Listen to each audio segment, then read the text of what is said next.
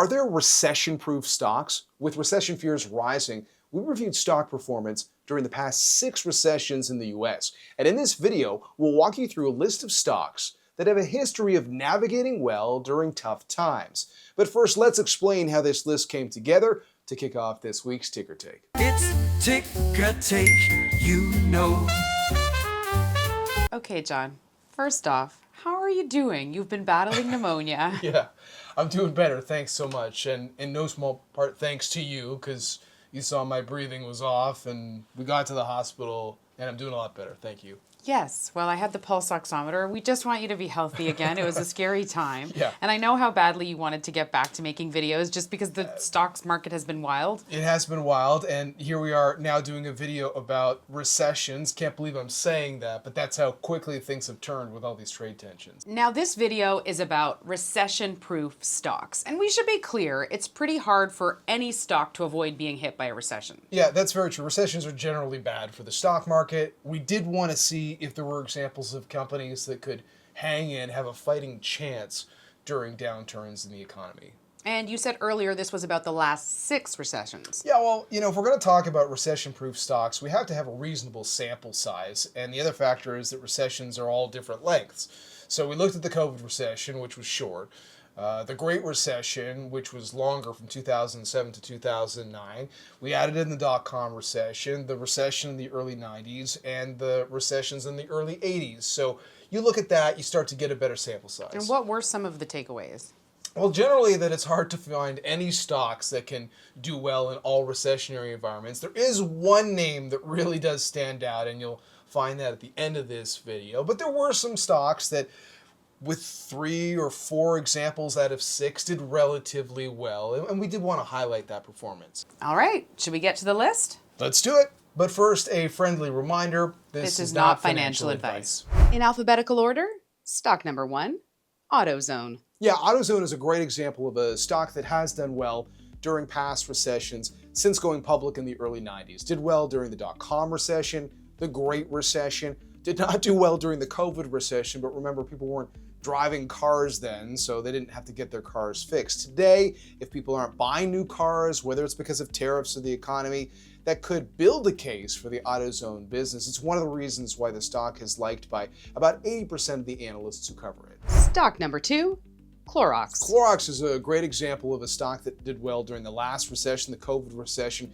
No surprise, because everybody was buying cleaning supplies. Has it done well during every recession going back 6 recessions? No, but it has done relatively well in 4 of those 6 recessions. That's pretty good, and Wall Street is expecting earnings growth from the company this year. I will caution you, though, that on average, the analysts who cover the company are generally cool on the stock right now. Stock number 3, General Mills. Here's another consumer staples stock, a company that focuses on things like breakfast cereals and pet food.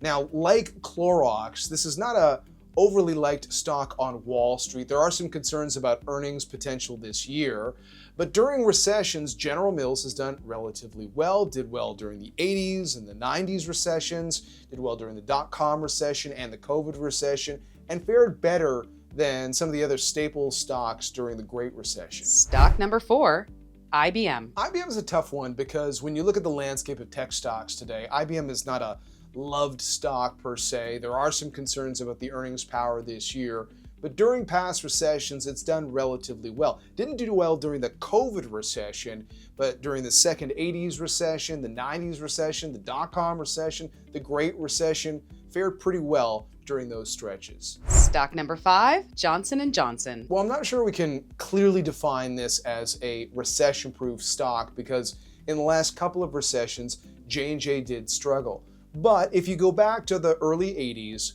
overall, it has fared relatively well. And this is a name that Wall Street generally likes and thinks could see double-digit earnings growth this year. Stock number 6, J.M. Smucker. J.M. Smucker reminds me of the Clorox story. Not the most loved stock on Wall Street, but it's still expected to see double-digit earnings growth this year. It did well during the COVID recession, the dot-com recession, and fared better than the average stock during the Great Recession. Stock number 7, McDonald's. McDonald's is a real split story during recessions. It didn't do well during the COVID recession, or the dot-com recession, or the one during the early 90s, but it did well during the recessions in the 80s and the Great Recession. And I will add to that, it's a stock that Wall Street generally likes and earnings are expected to grow. Stock number 8, Newmont. Not unlike McDonald's, Newmont has had a mixed story during those past 6 recessions, but ultimately, it prevailed during the majority of them. And we thought it would be worth including Newmont because there's been so much interest in gold lately. Earnings are expected to be in the double digits this year, and it's liked by 2/3 of the analysts who cover it on Wall Street. Stock number 9, Netflix. Well, Netflix just came out with its financial results. Ahead of those, it was managing better than most tech stocks, and that's not uncommon during uncertain times. Now, we only have 2 past recessionary environments to go by with Netflix, but you'll recall it did well during the COVID recession because everyone was at home.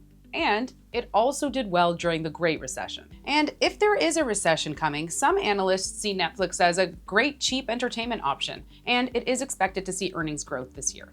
Stock number 10, O'Reilly Automotive. O'Reilly has a lot of similarities to AutoZone. It's a well-liked stock. The company is expected to see earnings growth this year. Didn't do well during the COVID recession, but like AutoZone, in part that was because people weren't driving their cars.